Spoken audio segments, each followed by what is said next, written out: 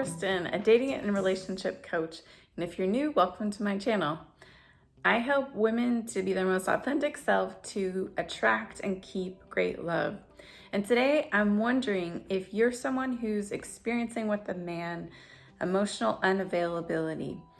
And if this happens, do you find yourself getting turned on by it or turned off? Meaning, do you find yourself wanting to keep the relationship going? Or maybe you realize, this is not for you. Well, if you're someone that gets turned on by it, I want to say you're not alone. And I'm going to be sharing in just a brief moment my own story in the struggle in this area. And at the end, I'm going to be sharing one important question that you can ask yourself that will help you to move beyond a guy that you may be feeling you're with that is emotionally unavailable and not meeting your needs.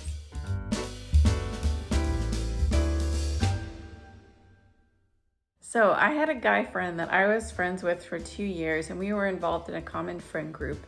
And we slowly over time started spending more one-on-one time together and recognized we both wanted to try dating. And when we started dating, I liked the idea that he was a friend and that I had built some trust, but something started to switch. The nature of our relationship became more sexual because it was romantic, but there was no deepening to the connection. He wasn't asking me questions about who I was. He wasn't planning dates to try to win me over. He wasn't showing up in a way where he was revealing himself more.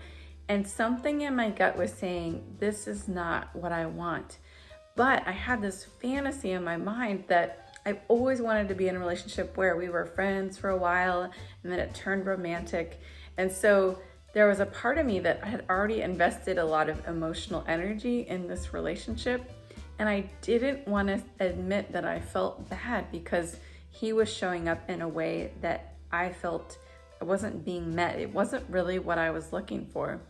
So part of me couldn't believe that my friend was making me feel so bad.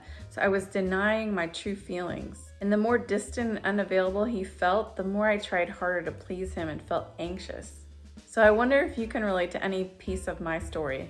Maybe you're in a relationship now with a guy and you're noticing things that show he's emotionally unavailable, like he doesn't seem to plan much for you or think about commitment or future-oriented things.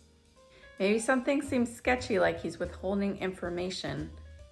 Or maybe he just avoids any conflict or any area where you guys might disagree because he doesn't want to go into conflict and have to feel emotions that come up for him. So why do we tend to get turned on when we find that men are treating us or showing up in a way that doesn't meet our needs?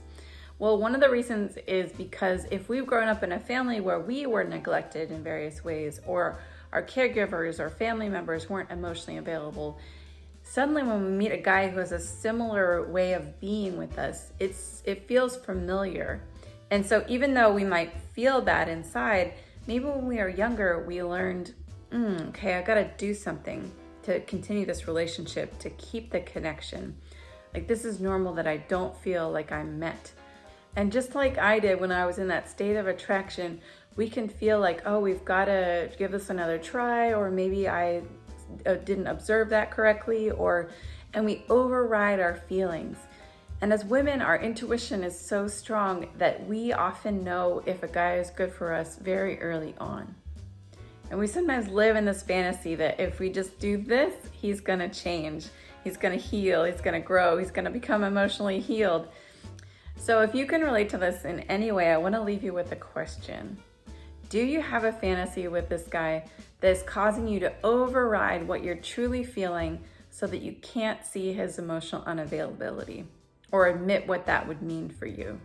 What is that fantasy? So I want you to ask yourself this question, and then number one, write down, what is the fantasy? Mine was, I've always wanted to be friends with someone for a long time and date them. This is the situation I want.